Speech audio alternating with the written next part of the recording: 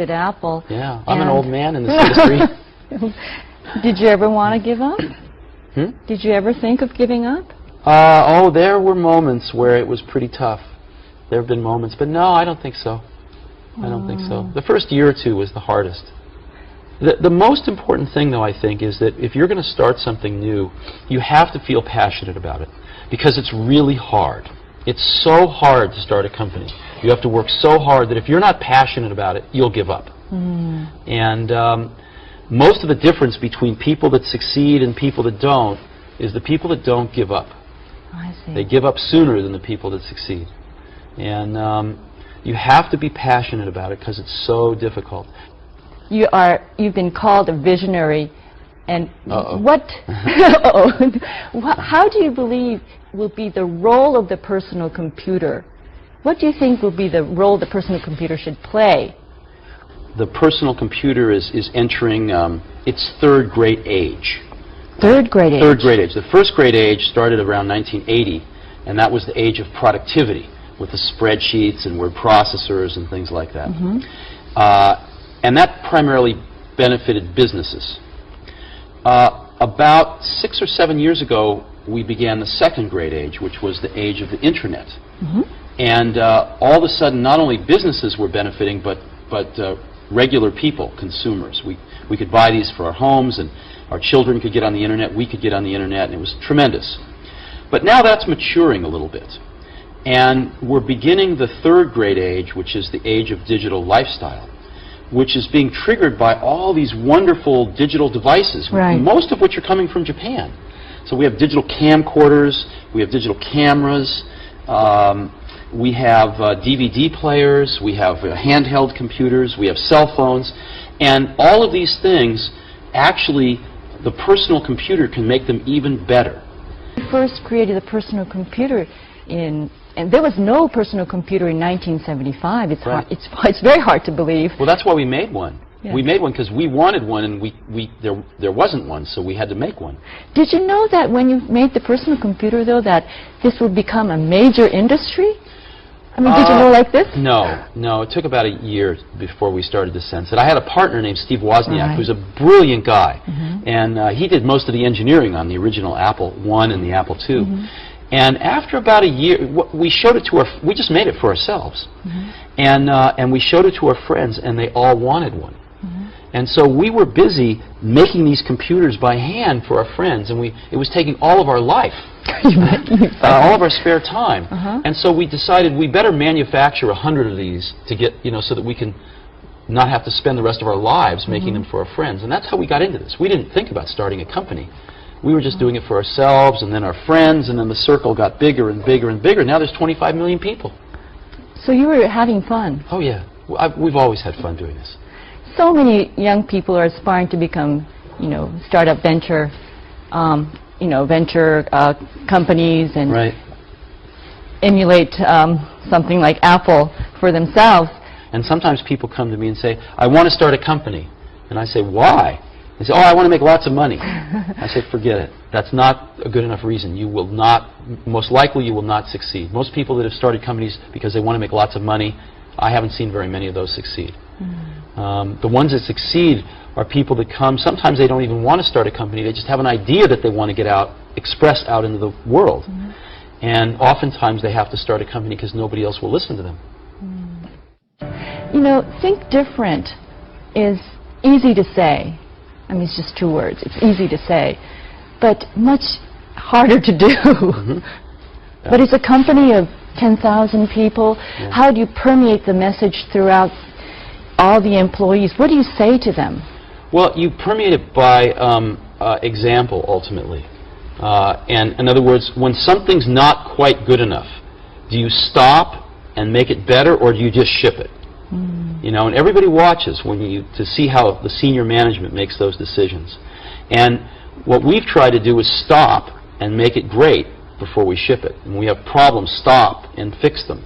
And by example, you can say anything you want, but everybody watches very carefully when you're in a difficult situation, what decisions you make, what values you have. I mean, there are so many Japanese companies who are now trying to rejuvenate themselves, trying to instill a sense of sort of a venture spirit in their companies. And they would like to know how you do it. And, you know, it's probably it's probably not easy to do. Yeah, you know, we try to hire really smart people, but we have a very simple organization, and we try to focus and do very few things well. And focusing's hard because focusing doesn't mean saying yes, it means saying no. So we decide not to do a lot of things so we can focus on a few handfuls of things and do them well. And I think you know, everybody working at a company wants to do something great. They want to be excited about what they're working on, and they want to be recognized for it if they do a really great job. So we just try to allow people to do the best work of their lives at Apple and get it out to 25 million customers that we have. And that's very exciting. And when you're working on something and you know if this works out, up to 25 million people are going to use this. It's very motivating. You know? And it's not just 25 million of our customers, but other companies tend to follow us. You know, it takes them a few years, but other companies tend to copy what we do if it works. Right. And so we can influence the whole industry. Because the environment of personal computers is becoming very, very, I'd say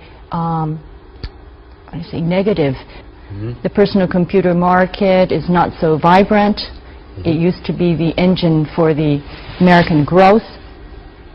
What is your perception as a entrepreneur for the I'm not. prospect? I don't see it quite the same way, but that's okay because Apple's in a great spot. Apple, maybe 3 or 4 years ago, was a little fragile, but in the last 3 or 4 years, everyone at Apple's worked so hard, and we've got such great customers that we've sold a lot of computers. But some people say that we're now entering a post-PC era, that the personal computer age is behind us, and there are many, many portable net applications that are available. Why do you think the PC can be the center? Well, because let me give you, see, we've been focusing on the Internet for the last 6, 7 years, and that's been appropriate. But the Internet is just one of the things we can do with a computer. And let me give you an example.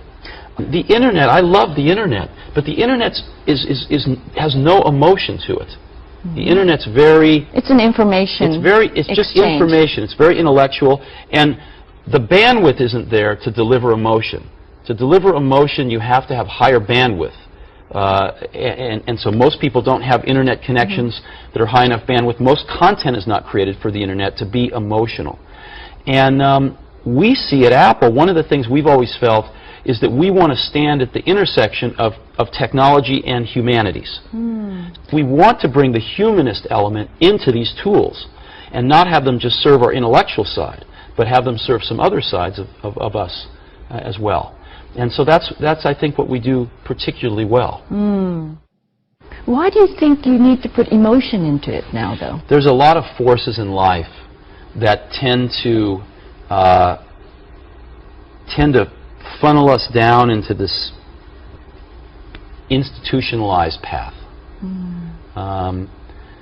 and where people, you know, where people sometimes forget that that they're very unique, and that they have very unique feelings and perspectives. And again, it's, you know, the whole computer industry wants to forget about the humanist side and just focus on the technology. And a lot of our industry focuses just on more is better, more megahertz and megabytes and, you know, speeds and feeds, we call it.